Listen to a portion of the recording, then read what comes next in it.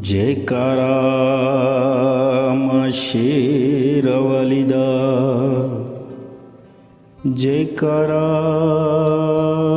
मां बौणावाली दा, बोल जयकारा मां झंडियावाली दा, बोल साचे दरबार की जय। एक बार सभी मिलकर बोलें जय माता दी।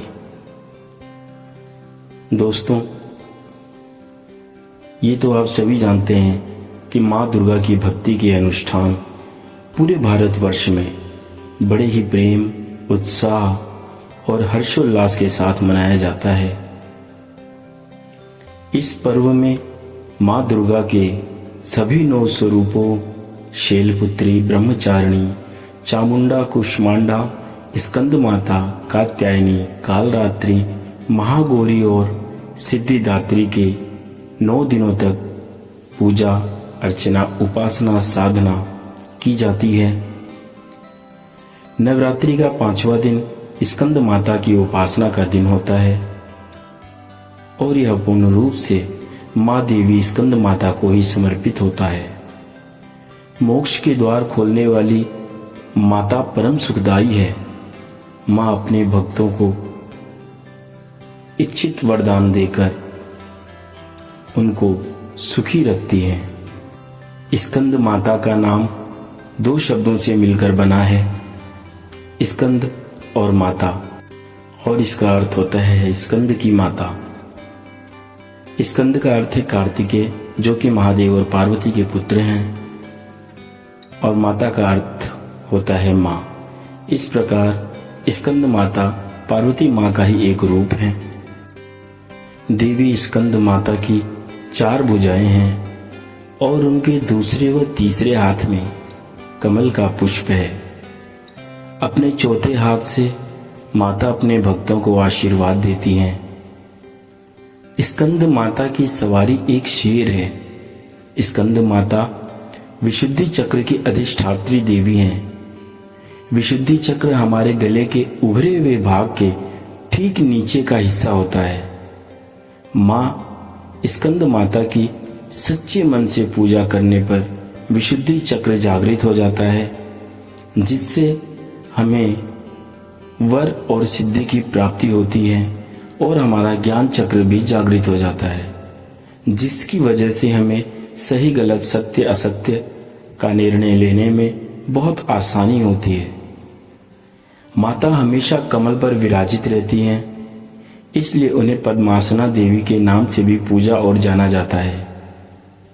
स्कंद माता का मन पूर्ण रूप से लौकिक और सांसारिक संबंधों से दूर रहता है, इसलिए स्कंद माता का पूजन करने वाले हर व्यक्ति और जीव मुख्यतः सांसारिक बंधनों में रहकर भी उनसे मुक्त ही रहते हैं। आइए अब हम जानते हैं माँ स्कंद माता के अवतार की कहानी। लेकिन माँ स्कंद माता के अवतार की कहानी जानने से पहले आइए माँ देवी स्कंद माता के मंत्र का एक बार हम सब मिलकर जाप करते हैं। ओम देवी स्कंद माताय नमः। ओम देवी स्कंद माताय नमः। अब सुनते हैं देवी स्कंद माता के अवतार की कहानी। दोस्तों, माँ स्कंद माता के अवतार की ऐसी मान्यता है कि माता सती द्वारा अपना देह त्यागने के बाद भगवान शिव ने खुद को सजा देने के लिए स्वयं को सांसारिक बंधनों से मुक्त कर लिया था और एक सन्यासी के रूप में पहाड़ों के बीच तपस्या करने चले गए। उनके जंगल में जाते ही कुछ समय पश्चात तारकासुर और सुरपदम्न नाम के 2 राक्षसों ने देवताओं पर हमला कर दिया। उस वक्त देवताओं की मदद करने के लिए कोई नहीं था। देवता लोग जगह जगह भागने लगे, वह परेशान हो गए। दोनों राक्षसों को ब्रह्मा द्वारा यह वरदान प्राप्त था कि उन्हें मारने के लिए शिव जी की संतान को ही आना पड़ेगा। इन दोनों दैत्यों के अत्याचार से जब पूरे के पूरे देवता संपूर्ण सृष्टि के साथ परेशान हो गए तो सभी देवतागण भगवान विष्णु के पास गए और उन्हें अपना दुख सुनाया, परंतु विष्णु जी ने उनकी कोई मदद नहीं की। विष्णु जी से मदद न मिलने पर देवताओं ने नारद जी के पास जाने का सोचा। जब वो लोग नारद जी के पास पहुंचे तो नारद जी ने उनसे कहा कि यदि वह माता पार्वती से भगवान शिव को पति के रूप में पाने के लिए तपस्या करने को कहें, तब शायद भगवान शिव उनसे शादी कर लें और उनके मिलन से भगवान महादेव की संतान जन्म लेगी जो उन राक्षसों का वध कर सकेगी। इसलिए नारद जी के कहे अनुसार माता पार्वती ने भगवान शिव को पति के रूप में पाने के लिए घोर तपस्या की और उनकी भक्ति से खुश होकर भगवान शिव ने उनसे विवाह करने का निर्णय लिया। कुछ समय पश्चात विवाह के बाद माता पार्वती और भगवान शिव की ऊर्जा से एक बीज का जन्म हुआ। बीज के अत्यधिक गर्म होने के कारण उसे अग्निदेव को सरवाना नदी में सुरक्षित रखने के लिए सौंप दिया गया। अग्निदेव भी उसकी गर्मी सह नहीं पाए, इसलिए उन्होंने उस बीज को गंगा को सौंप दिया, जो उसे आखिर में सरवाना झील में ले गई, जहां माता पार्वती पहले से ही पानी के रूप में मौजूद थी और उस बीज को धारण करते ही वह गर्भवती हो गई। कुछ समय पश्चात कार्तिकेय ने अपने 6 मुखों के साथ जन्म लिया। कार्तिकेय के जन्म के बाद उन्हें तारकासुर और सुरपद्मन का विनाश करने के लिए तैयार किया गया। सभी देवताओं ने मिलकर उन्हें अलग अलग तरीके का ज्ञान दिया और राक्षसों से लड़ने के लिए उन्हें महत्वपूर्ण शस्त्र भी दिए। आखिर में कार्तिकेय ने सभी राक्षसों का वध कर दिया। इसी कारण माँ दुर्गा को स्कंद माता यानी कार्तिकेय की माता के रूप में भी जाना जाता है। स्कंद माता के मंदिर पूरे भारतवर्ष में कई जगह स्थापित हैं, लेकिन उनमें से एक बहुत प्रचलित उत्तर प्रदेश के वाराणसी में स्थित है। देवी दुर्गा के 5वें स्वरूप में स्कंद माता की पूजा की जाती है। उन्हें अत्यंत दयालु माना जाता है। कहते हैं कि देवी दुर्गा का यह स्वरूप मातृत्व की परिभाषा को परिभाषित करता है। स्कंद माता कमल के आसन पर भी विराजमान होती हैं, इसलिए उन्हें पद्मासना देवी भी कहा जाता है। कहते हैं कि संतान सुख की प्राप्ति के लिए माता की पूजा के साथ ही उनके मंत्र की आराधना भी विशेष फलदायी होती है। आइए जानते हैं माता की आराधना का विशेष मंत्र, जो हमने आपको पहले ही उच्चारण करवाया था। आइए एक बार पुनः हम मिलकर माता स्कंद देवी की इस मंत्र की आराधना करते हैं।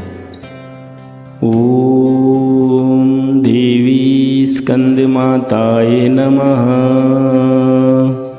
ओम देवी स्कंद माताये नमः।